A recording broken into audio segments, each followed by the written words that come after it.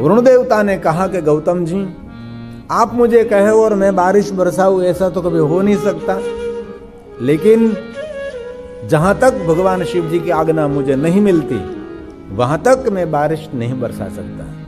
जो कुछ दुनिया में हो रहा है भगवान शिव के आज्ञा से हो रहा है, इसलिए भगवान शिव मुझे जहां तक नहीं कहेंगे वहां तक मैं कोई बारिश नहीं बरसाने वाला हूं। और गौतम, आप दया मूर्ति हैं, मेरी बात सुनकर आपको दुख होगा, लेकिन सुनिए गौतम जी, अब दूसरे 100 साल बारिश नहीं होने वाली है। गौतम ने कहा कि दूसरे 100 साल भी बारिश नहीं होगी? 100 साल तो बीत गए, लेकिन अब दूसरे 100 साल। और वरुण देवता ने कहा, गौतम जी आप तो जानते हैं ना, इस सृष्टि का नियम है सर्जन विसर्जन, इसलिए तो चलता ही रहता है प्रकृति का तांडव, इनमें मैं स्वयं कुछ भी नहीं कर सकता। आज गौतम ऋषि ने वरुण देव के चरण पकड़कर प्रार्थना करने लगे कि हे वरुण देवता, इतने कठोर मत बनिए, मुझे जल चाहिए। आप बारिश नहीं बरसा सकते, लेकिन आप तो जल तो दे सकते हैं ना। वरुण देवता ने कहा, गौतम आपकी तपस्या से, आपकी साधना से, आपकी स्तुति से मैं बहुत प्रसन्न हूं। मैं बारिश तो नहीं बरसा सकता जहां तक भगवान शिव की आज्ञा न हो। आप आश्रम में सुंदर एक गर्त बनाओ, सुंदर एक विरड़ा बनाओ, और विरड़ा तैयार करने के बाद मुझे याद करना, इनमें मैं आपको जल अर्पण करूंगा। गौतम ऋषि ने वरुण देव का एक सुंदर स्तुति की। शिव महापुराण ग्रंथ में सुंदर स्तुति है वरुण देवता के लिए। वरुण देवता अदृश्य हुए और गौतम ऋषि प्रसन्न होकर, हर्षित होकर अहल्या को कहने लगे कि अहल्या, वरुण देवता मुझे प्रसन्न हुए और वरुण देवता ने मुझे वचन दिया कि आप एक गर्त बनाओ, एक विरड़ा बनाओ, आप मुझे थोड़ा सा मदद करिए। और अहल्या जी ने गौतम ऋषि को मदद की और दोनों ने मिलकर सुंदर एक गर्त बनाया, एक विरड़ा बनाया, एक खड्डा बनाया। और हाथ जोड़कर गौतम ऋषि ने वरुण देवता को याद किया और अंदर सुंदर जल आया। धीरे धीरे सुंदर सुंदर जल प्रकट होने लगा। गौतम नृत्य करने लगे, अहल्या जी प्रसन्नता व्यक्त करने लगे। और गौतम ने क्या किया, विरड़े में जल देखा तो दूर दूर आवाज लगाने लगा, मुझे भगवान ने जल दिया है, ले जाइए। पक्षी के लिए, पशु के लिए, आपके लिए, जिनको जिनको संदेश देना उसको संदेश दे दीजिए, यहां से जल ले जाइए, जल ले जाओ, जल ले जाओ, दूर दूर तक। अपने स्वयं ने जल का स्पर्श नहीं किया, लेकिन ये गौतम दूर दूर तक आवाज लगाने लगा, यहां जल मुझे मिला है, ले जाइए, ले जाइए, ले जाइए। और दूर दूर तक दौड़ दौड़ दौड़ जा रहा है, सबको कह रहा है कि यहां मुझे भगवान ने जल दिया है, आप जल्दी आओ पात्र लेकर और जल ले जाए, जल ले जाए। और जिन लोगों ने आवाज सुन ली वो लोग पात्र लेकर दूर दूर से इस गौतम ने बनाया हुआ विरड़ा गर्त में से जल लेने लगे। जितने जितने वन में रहते जो रह गए थे सबको जल दिया है, सब तृप्त होने लगे। छोटा सा विरड़ा है, लेकिन पूरे समाज को गौतम ने जल दिया है। विरड़ा छोटा था, लेकिन गौतम का हृदय बहुत बड़ा था। पंछी पानी पीने से घटे ना सरिता नीर, धर्म किए धन ना घटे सहाय करें रघुवीर। छोटा सा विरड़ा था और पूरे समाज को जल दिया और दूर दूर से लोग आने लगे और गौतम सबको जल देकर प्रसन्नता का अनुभव करने लगे। दूसरों को कुछ दे रहे हैं तब प्रसन्नता बहुत मिलती है। गौतम ऋषि की प्रसन्नता का कोई पार नहीं रहा। अहल्या जी भी प्रसन्न है, पूरे वनवासियों को जल दिया गौतम ने। और जैसे जैसे विरड़े में से जल भरते थे वैसे वैसे नया नया जल, ताजा तरोजा जल आता रहता था। धर्म किए जा धनना, धर्म किए जा, भजन है ना, धर्म किए जा धन की चिंता मत करना इंसान, जो पंक्ति है ना, बहुत धुना भजन है। पहले हम बहुत गाते थे, अब तो बहुत समय से ऐसे भजनों को हमने छोड़ दिया। बाकी तो लगाते ऐसे भजनों पर पूरी हमारी कथा चलती थी, एक एक शब्द पर भजन, एक एक शब्द पर भजन, एक एक शब्द पर भजन। शाबाश। पूरी कथा में भजन पर गाते, एक श्लोक नहीं बोलता था, एक भजन भजन भजन भजन भजन। तो पूरे समाज में गौतम की कीर्ति फैलने लगी, क्योंकि गौतम ने कुछ दिया है। चारों तरफ ऋषि मुनि विप्र जन वनवासी सब गौतम के चरण पकड़कर कहने लगे कि धन्य है आप, धन्य है आप हमारे जीवन दाता है, आपने जल दिया, जीवन दिया है। किन शब्दों में हम सभी आपकी प्रशंसा करें। जय हो जय हो, चारों तरफ गौतम की कीर्ति फैलने लगी। इतनी कीर्ति कि गौतम समाज के अंदर निकलता था तो गौतम के चरण की रज लोग अपने मस्तक पर धारण करने लगे। इतनी गौतम की कीर्ति, लोग गौतम ऋषि को भगवान मानने लगे, क्योंकि जल दिया, जीवन दिया। सारे समाज में प्रतिष्ठा, कीर्ति, मान सम्मान, गौतम गौतम, क्योंकि गौतम ने सबको जीवित रखा। सभी ऋषि पत्नी, विप्र पत्नी, सभी लोग वहां जल लेने के लिए आते थे। और एक दिन सुबह का समय था, देखो पत्ता कब करवट बदलता है पता नहीं होता। सुबह का समय था, गौतम ऋषि ने अहल्या जी को कहा कि अहल्या जी, पूजा करने के लिए बैठना है, आज जल नहीं लिया है तो आप जरा ताजा ताजा जल विरडे में से लेकर आइए और मैं भगवान की पूजा का प्रारंभ करूं। और ऐसी अहल्या जी के कुछ ऐसा कोई मन में कोई भाव नहीं था, लेकिन अहल्या जी वहां पानी लेने के लिए गई और साथ में शिष्य भी थे। और एक दो बार कहा कि ऋषि पत्नी हो, गौतम ऋषि को पूजा में बैठना है, थोड़ा सा जल पहले मुझे ले दीजिए, पहले थोड़ा दे दीजिए, क्योंकि पूजा का समय बीत रहा है, इसीलिए बाद में आप सब पानी भरिए, पहले हमको पानी दीजिए। बस ऐसा ही स्वभाव कहा था, ऐसा कोई दूसरा कोई भाव नहीं था। और किसी ने ध्यान नहीं दिया, 2-3-4 बार कहा लेकिन किसी ने ध्यान नहीं दिया। तब अहल्या जी ने कहा कि आप कोई सुनते नहीं है, ये जल गौतम ऋषि की तपस्या का फल है, लेकिन जिनकी ओर से जल मिला है उनके लिए कुछ आप सुनते नहीं है। गौतम ऋषि को पूजा में बैठना, आज जल नहीं लिया है इसीलिए हम जल लेने के लिए आए हैं। बस इतना ही कहे, और कुछ ज्यादा बात तो नहीं कही थी। लेकिन लोग बहुत सेंसिटिव होते हैं, अभी के और पहले के सभी के। सभी ऋषि पत्नियों को, ब्राह्मण पत्नियों को थोड़ा बुरा लग गया, अच्छा नहीं लगा। और पानी तो लिया, लेकिन सभी अपने अपने पति देवताओं के पास गई और भली बुरी बात अपने पति के पास बैठकर कहने लगी और अपने पतियों का अपमान करने लगी कि आप में कुछ दम नहीं है, इसीलिए सुनना पड़ता है ना हमको। आपने तपस्या की होती तो आपके द्वारा सबको जल मिला होता, आपने कुछ भी नहीं किया, इसीलिए हम लोगों को सुनना पड़ा।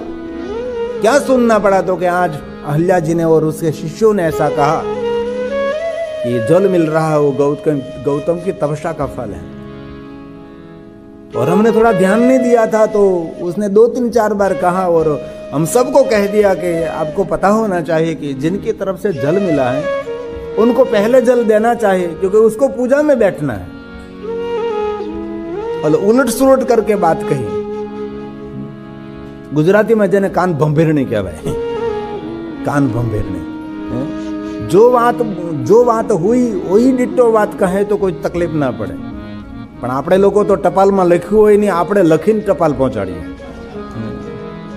अज्ञानी क्या फल को पावे, तेरी मेरी में जन्म गुमावे। ज्यादातर लोग ऐसे होते हैं, मारी तारी करवामा अपना मूल्यवान जीवन बीत जाता है। ज्यादातर लोग ऐसे होते हैं। पहला तो मारी तारी करवा માટે કોઈને મળવું પડતું, કોઈના ઘરે જવું પડે, હવે તો ઓનલાઈન મારી તારી થાય। અને પહેલાના મોબાઈલમાં થોડુંક બિલે આવતો હોય તો બિલે નહીં થાવતું, બોલો।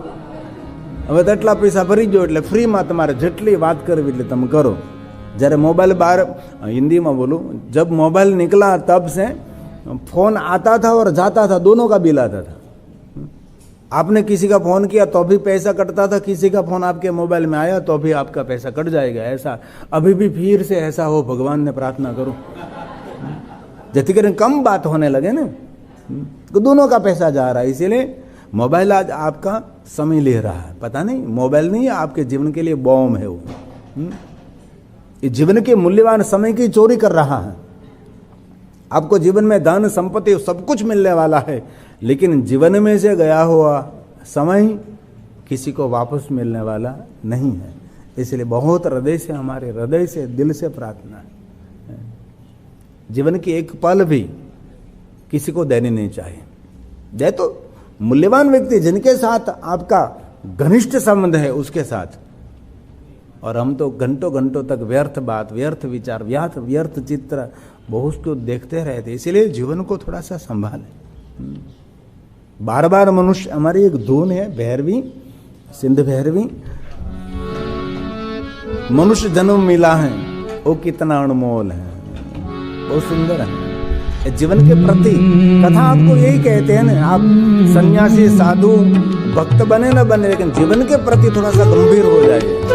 आज से गौतम ऋषि से विरुद्ध में बोलने लगे। जो समाज गौतम की कीर्ति कर रहा था वही समाज गौतम के लिए भली बुरी बात करने लगे। एक दूसरे मिलकर कहने लगे हम तो गौतम को भगवान मानते थे, लेकिन आज गौतम ने तो ऐसा व्यवहार किया, अहल्या ने व्यवहार किया। बहुत सारी बातें होने लगी। गौतम सुन भी नहीं सकता था। ये दुनिया है भाई, दुनिया तना दोरंगा धोखा कदी दर्शो नहीं। आज आपके लिए प्रशंसा करे, कल आपके लिए क्या बोले क्या पता नहीं।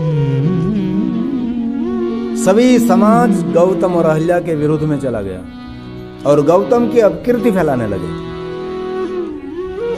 और बहुत जो प्रधान थे, जो वनवासी और ऋषि ब्राह्मण सभी थे वहां, अलग अलग समाज के लोग, सबने मिलकर निर्णय लिया कि गौतम की अपकीर्ति करने के लिए हम क्या करेंगे, कुछ और कुछ करें।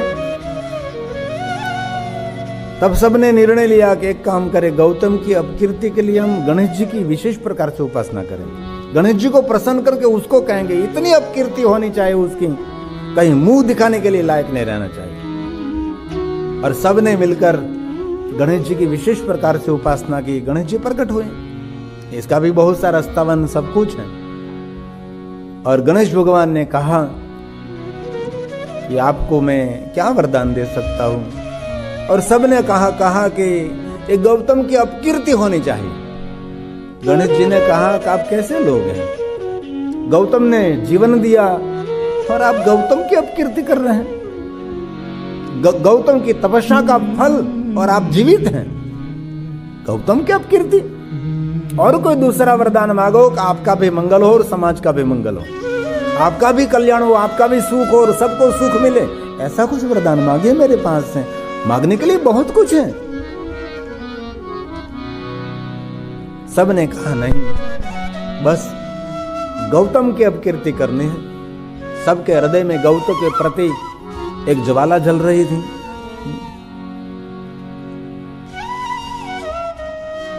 अब कुछ भी करो, लेकिन आपसे न हो सके तो हम दूसरे देव की उपासना करेंगे। गणेश जी ने कहा, देवी देवताओं का निजी स्वभाव है, साधना उपासना और भक्ति से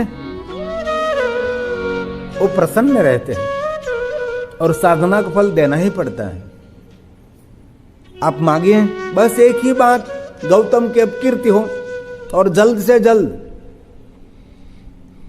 गणेश जी ने कहा कोई बात नहीं, अब जाइए। गणेश जी साधना से आधीन थे। ऐसी एक लीला हुई, गणेश जी ने एक गाय का रूप लिया और जहां गौतम ऋषि रहते थे वहां गौतम ऋषि ने यज्ञ करने के लिए जौ बोए थे।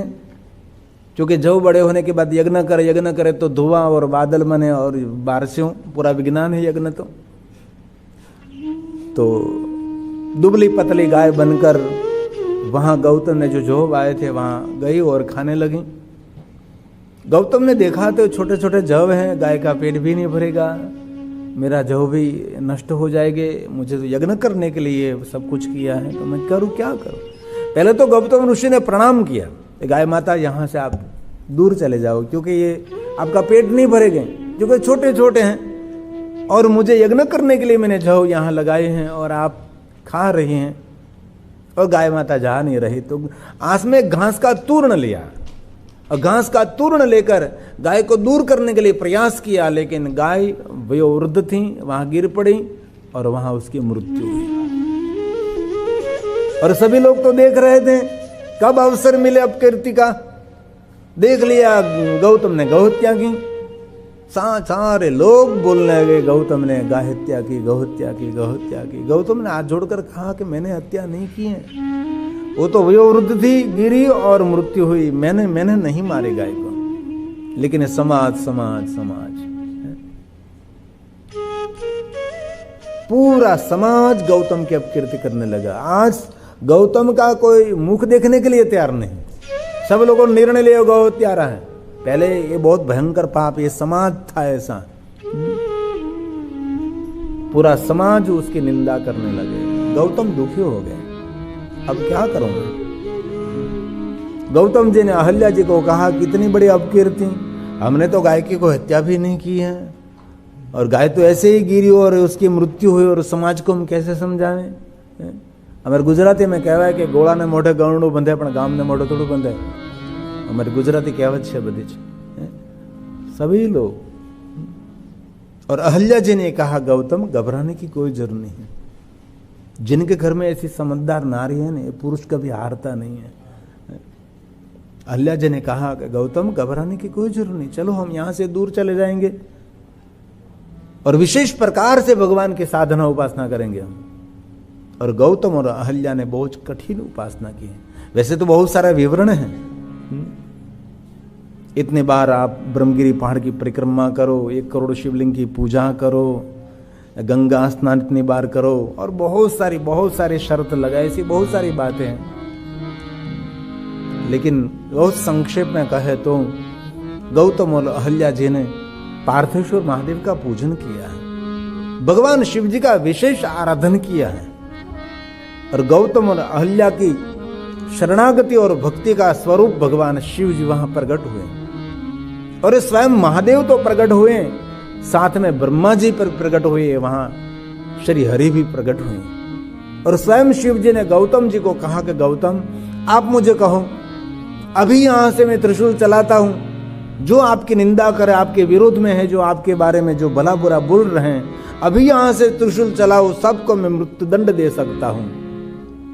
तब गौतम ने कहा, नहीं महादेव, किसी को मृत्युदंड देने की आवश्यकता नहीं है, किसी को दंड देने की आवश्यकता नहीं है, लेकिन भगवान बहुत हृदय से मैं आपको प्रार्थना करता हूं। उनके सबके हृदय में हमारा प्रति एक वैर वृत्ति प्रकट हुई है, हमारे प्रति द्वेष, एक ईर्ष्या का साम्राज्य खड़ा हो गया है।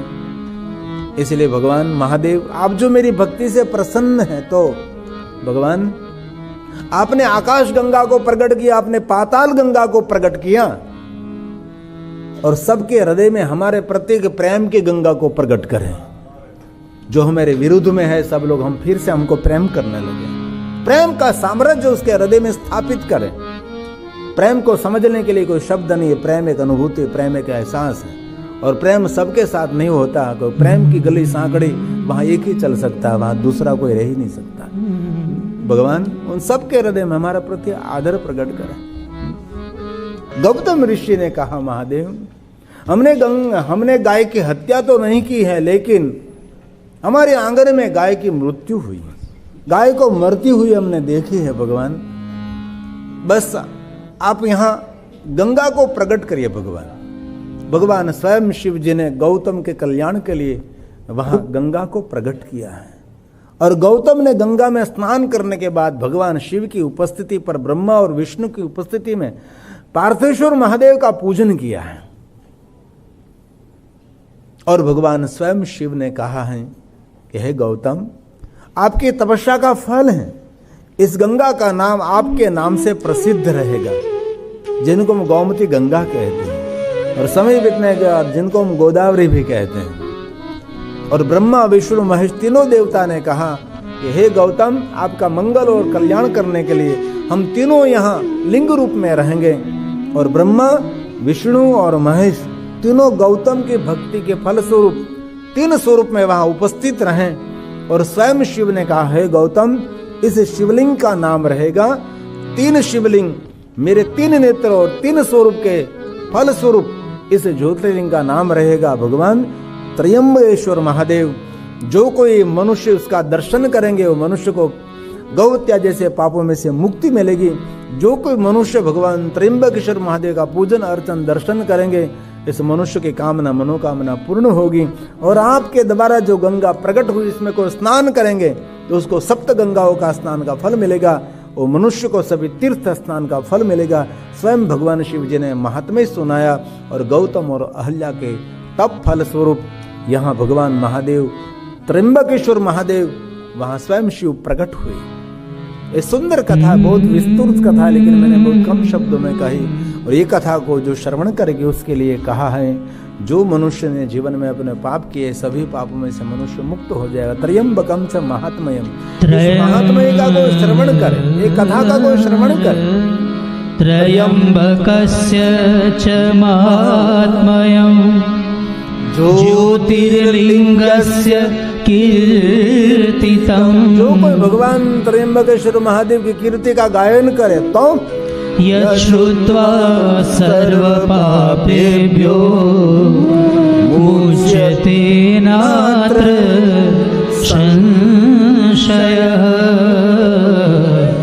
मुच्यते नात्र संशयः। तो आप सबको मैंने बहुत कम शब्दों में भगवान त्र्यंबकेश्वर महादेव की कथा मैंने सुनाई। बहुत सारा महात्म्य, लेकिन बहुत कम शब्दों में कहने का प्रयास किया हमने आपको। त्यार बाद भगवान वैद्यनाथ महादेव की कथा। एक है वैद्यनाथ और एक है वैजनाथ। वैजनाथ महादेव झारखंड में है, जो भगवान शिव जी ने शिवलिंग दिया था रावण को। शिवलिंग लेकर जा रहा था और स्वयं भगवान शिव ने कहा था, जहां तू नीचे छोड़ेगा वहां ये लिंग स्थिर हो जाएगा। और भगवान स्वयं शिव जी ने शिवलिंग दिया और लंका में उसको स्थापित करना था। और लंका में जो शिवलिंग स्थापित करें तो लंका का कभी नाश नहीं होता। तो स्वयं भगवान गणेश जी एक गोवाला का रूप लेकर गए और गणेश जी ने सुंदर माया की रचना की। और कथा मर्यादा से कहनी चाहिए। और रावण के हाथ में जो शिवलिंग था, कथा का आकार देना कथाकार का कर्तव्य है। जो पुराणों में कहा उससे कुछ अलग शब्दों में कहने का अधिकार वक्ता को है। इसलिए कोई व्यक्ति समझने में गलती ना करे और शब्द मर्यादा का भंग न हो, उसको ध्यान में रखकर भगवान गणेश जी ने सुंदर माया की रचना की और शिवलिंग का वजन बढ़ने लगा। इतना वजन बढ़ा, इतना वजन बढ़ा, रावण को हुआ कि ये क्या हो रहा है। अब थोड़ी देर के लिए कोई किसी के हाथ में दो, थोड़ा मैं विश्राम कर लूं। और सामने कोई नहीं है तो दूर दूर एक गोवाला खड़ा था।